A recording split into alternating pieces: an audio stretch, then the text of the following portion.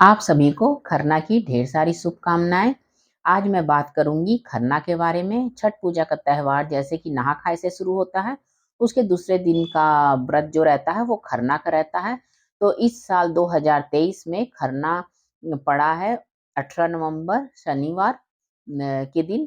तो शनिवार के दिन खरना के क्या नियम हैं, मैं आज उसके बारे में बताऊँगी और खरना का पूजा किस तरीके से किया जाता है, उसके बारे में बात करेंगे। तो खरना के दिन सुबह तो कुछ काम नहीं रहता, सुबह से महिलाएँ जो व्रती जो छठ करती हैं वो सुबह से उपवास रहती हैं और आज के दिन से हम आम के दतवन से मुँह धोते हैं, ब्रश का यूज़ नहीं करते हैं और नहा-खाए के दिन से ही तो अलग सोते हैं, जैसे मैंने बताया बहुत लोग नीचे सोते हैं या फिर अलग बिस्तर करके अलग सोया जाता है। तो ये नियम चालू हो जाता है नहा-खाए के दिन से और यह निर्जला व्रत रखती है दिन भर। तो निर्जला उपवास करेंगी और शाम के समय में फिर एक बार नहाया जाएगा, नहाएँगे। छठ पूजा में 3-4 दिन हम सर से ही नहाते हैं, शैम्पू नहीं करते लेकिन सर गीला करके नहाते हैं। तो उस दिन भी नहा लिया जाएगा और अपना नया साड़ी बहुत लोग खरना नया साड़ी में करते हैं, बहुत लोग धुले हुए साड़ी में करते हैं। तो जैसा आपके यहाँ नियम होगा उस तरीके से आप करिएगा। अगर आपके यहाँ नए साड़ी में करने का नियम होगा तो नए अधिकतर लोग नए साड़ी में ही खरना करते हैं, तो नया साड़ी पहन के और व्रती ही खीर बनाएगी।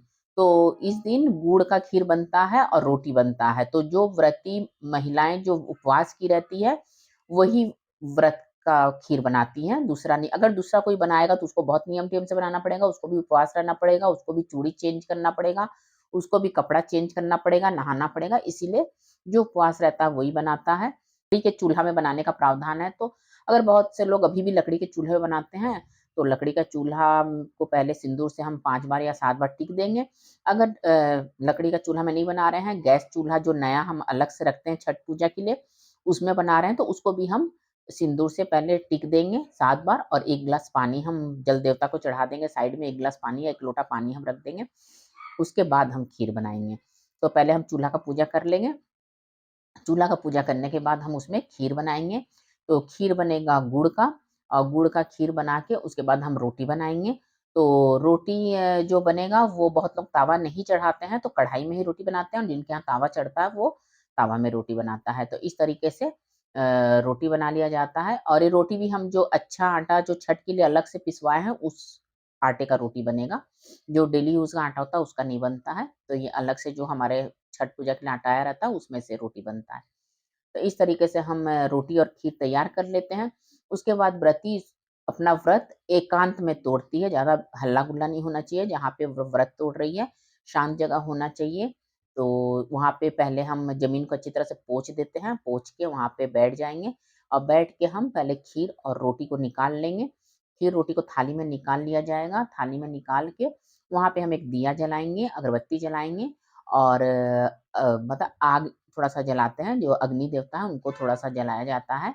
जो हम हवन करते हैं छोटा वो आता है, हवन करने वाला उसमें, उसी में आप थोड़ा-सा आम का लकड़ी डाल के और आग जला लीजिएगा और पहले हम अगरासन निकाल लेंगे। अगरासन निकालने के बाद थोड़ा-सा रोटी और खीर हम अग्नि देवता को चढ़ाएँगे, जो हम आग जलाए हैं उसमें थोड़ा-सा रोटी और खीर तोड़ के हम अग्नि देवता को चढ़ा देंगे।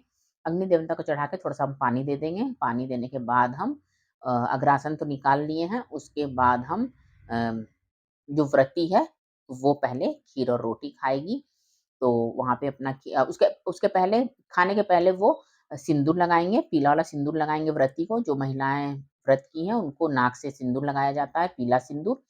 तो घर की जो भी महिलाएँ हैं, वो उनको टीका लगा दे मतलब सिंदूर लगा देंगी। उसके बाद ही पूजा करके और दिया बत्ती जला के और उसके बाद हम व्रत तोड़ेंगे।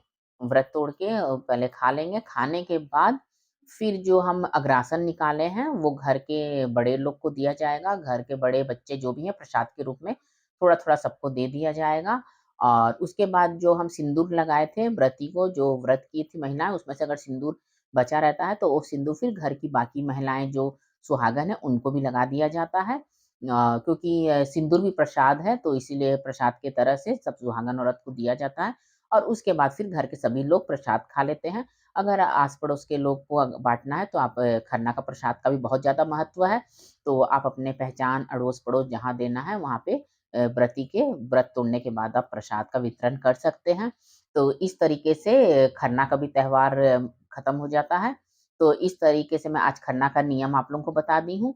अब इसके बाद मैं आपको पहला रत का नियम बताऊँगी और कोसी किस तरीके से भरा जाता है, तो मेरे अगले वीडियो का आप लोग इंतज़ार करिएगा। अगर आपको मेरा ये वीडियो पसंद आया होगा तो लाइक करिएगा, शेयर करिएगा, मेरे चैनल में नए होंगे तो मेरे चैनल को सब्सक्राइब करिएगा। फिर मिलते हैं अगले वीडियो में, तब तक के लिए आप सभी को बाय-बाय।